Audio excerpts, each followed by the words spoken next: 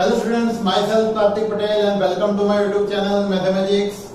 Today is the lecture number 2 of excretion. Excretion topic हम पढ़ रहे हैं और लेक्चर नंबर 1 में हमने ह्यूमन एक्सक्रीशन सिस्टम के बारे में पढ़ा था। आज के लेक्चर में हम प्लांट्स के एक्सक्रीशन सिस्टम के बारे में पढ़ेंगे, लेकिन उसके पहले कल के लेक्चर में मैंने आपको एक क्वेश्चन पूछा था कि अगर ऐसा हो कि किसी रीजन से हमारी जो किडनी है, जो कि हमारा ब्लड प्यूरिफिकेशन यूनिट है, वो कहीं अगर बंद हो जाए या मतलब उसकी एक्टिविटी अगर बंद हो जाती है तो उसके लिए क्या किया जाता है। ये जो टॉपिक है वो आपके नॉलेज के लिए है, ये हमारे सिलेबस का हिस्सा नहीं है, बट आपको समझने के लिए टॉपिक मतलब कि आपका नॉलेज बढ़े इसलिए मैं टॉपिक इंक्लूड कर रहा हूं, क्योंकि हमारी जो एक्सक्रीशन सिस्टम है उसमें ये टॉपिक है इसलिए। अब जैसे कि मैंने आपको बताया कि किसी रीजन से सपोज की हमारी इंजरी हुई या फिर कुछ इन्फेक्शन हुए किडनी में या फिर कोई दूसरे रीजन की वजह से हमारी जो किडनी है उनमें जो ब्लड प्यूरिफिकेशन हो रहा है वो ब्लड प्यूरिफिकेशन अगर बंद हो जाता है, मतलब कि इनएक्टिव हो जाती है हमारी किडनी, तो वैसे केसेस में क्या इंसान जिंदा रह सकते हैं? तो यस, इसका आंसर है यस।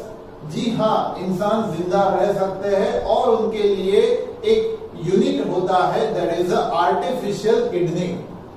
उनके लिए आर्टिफिशियल किडनी का इंतजाम किया जाता है, जिसको नॉर्मल हॉस्पिटल लैंग्वेज में उनको बताया जाता है डायलिसिस।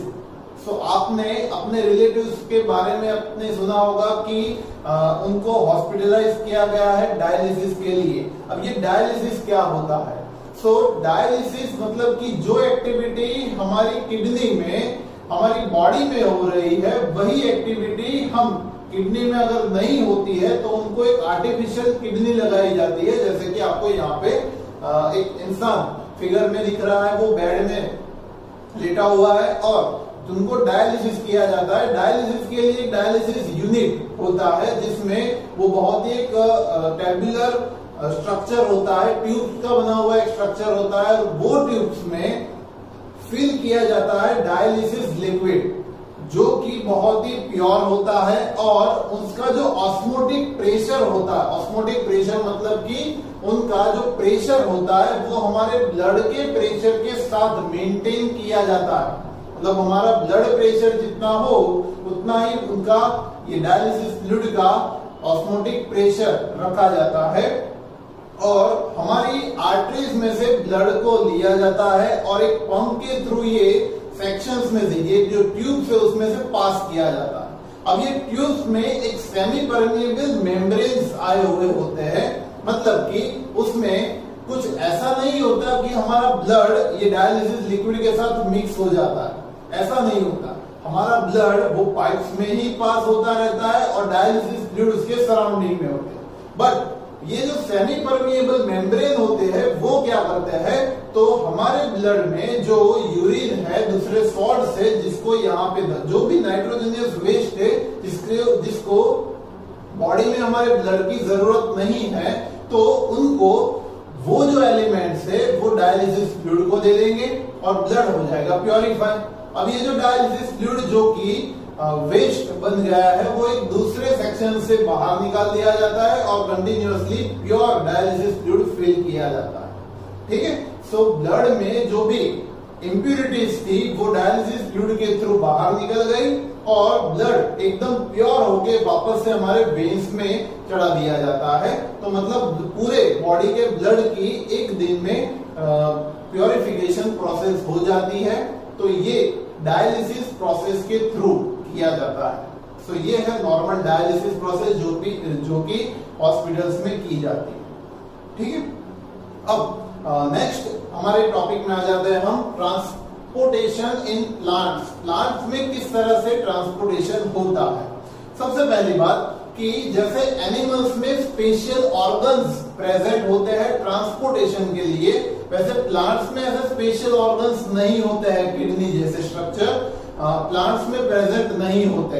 उनकी जो ट्रांसपोर्टेशन है, उनकी जो एक्सक्रीशन प्रोसेस है, वो एक्सक्रीशन प्रोसेस अलग अलग पार्ट से की जाती है। अब वो किस तरह से होती है तो वो समझते हैं। जैसे कि ऑक्सीजन जो प्रोड्यूस होता है, oxygen is one type of waste for the plant, जो कि फोटोसिंथेसिस प्रोसेस के दौरान प्रोड्यूस होता है। अब ये जो ऑक्सीजन प्रोड्यूस हुआ है वो ट्रांसपीरेशन प्रोसेस के थ्रू स्टोमाटा से बाहर निकल जाता है और एटमॉस्फेयर में मिल जाता है। ठीक है, so oxygen produce during the photosynthesis by the green plants is set free directly in the atmosphere, वो डायरेक्टली एटमॉस्फेयर में मिल जाता है। तो ये बाहर निकल गया जो ऑक्सीजन वेस्ट था उसमें वो। Plants remove surplus water by the process of transpiration through the stomata. Surplus water का मतलब क्या होता है, तो जो रूट से वाटर एब्जॉर्ब करता है, रूट जो भी वाटर एब्जॉर्ब करता है वो पूरा का पूरा वाटर फोटोसिंथेसिस में यूज नहीं हो जाता है, या फिर कोई दूसरी सेल्युलर एक्टिविटीज में प्लांट्स में यूज नहीं हो जाता है। वो जो वाटर होता है वो उसमें से कुछ वाटर कंटेंट यूज होता है, बाकी का जो वाटर होता है वो एज इट इज प्लांट्स में सरप्लस वाटर के फॉर्म में स्टोर रहता है। अब ये वाटर अननेसेसरी है, उसकी जरूरत नहीं है, तो ऐसे वाटर को स्टोमाटा के थ्रू ट्रांसपीरेशन किया जाता है, ट्रांसपीरेशन प्रोसेस के थ्रू वहां से उनको निकाला जाता है। इसके अलावा sometimes plants store certain waste in the cells of their leaves. Leaves के सेल्स में भी ये वेस्ट को स्टोर करके रखते हैं। अब आप पूछोगे सर ऐसा क्यों, कि लीव्स में वेस्ट करेंगे तो उनकी बॉडी में ही रहेंगे। तो आपके नॉलेज के लिए बता दूं कि कुछ दिनों के बाद वो जो लीव्स होंगे, वो लीव्स में से क्लोरोप्लास्ट अगर रिमूव हो जाएगा तो पीले पड़ जाएंगे। जो ग्रीन लीव्स होते हैं वो येलोइश ब्राउन टाइप के लीव्स में कन्वर्ट हो जाते हैं और उसके बाद वो ये ट्री से निकल जाते हैं, तो उसमें ये वेस्ट बाहर निकल जाएगा बॉडी से। तो इसी तरह से भी वो वेस्ट निकाला जाता है। Certain plants store waste in the cellular vacuoles of their cells, मतलब कि सेल के उनके जो डेड सेल्स होते हैं वो सेल्स के अंदर जो साइटोप्लाज्म होता है उसमें एक वैक्यूल्स जैसा, वैक्यूल्स मतलब कि जैसे अमीबा के न्यूट्रिशन में हमने समझा था एक सेल वैक्यूल बनता है, फूड वैक्यूल बनता है, वो जो फूड वैक्यूल होता था वैसे ही ये वेस्ट का एक वैक्यूल बनता है जो कि सेल में स्टोर रहता है। और जब भी डेड सेल्स बॉडी से बाहर निकलते हैं उसके साथ ये वैक्यूल्स भी as in form of waste body से बाहर निकल जाता है। ठीक है, सो कुछ सेल्स में भी ये स्टोर करते हैं। दूसरे जो वेस्ट हैं, अदर वेस्ट प्रोडक्ट्स जैसे कि रेजिन्स है, गम्स है, वो are stored specially in the old xylem.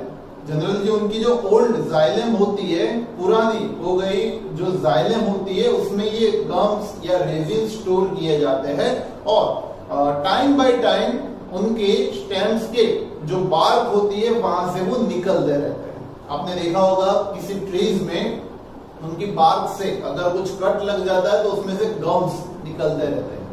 वो जो गम्स होते हैं वो भी one type of waste product है for the plants. Then after plants excrete some waste substances into the soil around them, मतलब कि सॉइल में जो रूट्स होते हैं वो रूट्स के थ्रू भी उनको वेस्ट प्रोडक्ट को निकाला जाता है प्लांट्स में। ठीक है, सो इस तरह से प्लांट्स को वेस्ट प्रोडक्ट को निकालने के लिए बहुत सारे रास्ते हैं। तो वो रास्तों से उनकी जो वेस्ट प्रोडक्ट होती है वो सारी की सारी बॉडी से वो बाहर निकालना रहता है। उसके लिए कोई स्पेशल ऑर्गन प्रेजेंट नहीं होता। जिस तरह की उनका जो वेस्ट होता है, उनका वेस्ट किस टाइप का है उसके ऊपर से वो डिसाइड करेंगे कि वो बॉडी से कैसे बाहर निकलेगा। जैसे कि ऑक्सीजन होगा तो स्टोमाटा के थ्रू, वाटर एक्सेस होगा तो वो ट्रांसपिरेशन के थ्रू स्टोमाटा के थ्रू निकल जाएगा। अदर कोई वेस्ट होगा तो वो सेल में रहेगा, लीव्स में स्टोर होगा या सेल्स में स्टोर होगा, वहां से वो निकल जाएगा। गम्स या रेजिन्स हो गए तो वो बार्क, ट्री की बार्क से बाहर निकल जाएंगे। तो इस तरह से बहुत सारे रास्ते हैं ट्रीज में से जो वेस्ट उनकी जो प्रोडक्ट्स है वो बाहर निकलने। ठीक है, सो प्लांट्स में भी कहीं ना कहीं ये एक्सक्रीशन प्रोसेस की जाती है जो कि बहुत ही हेल्पफुल होती है।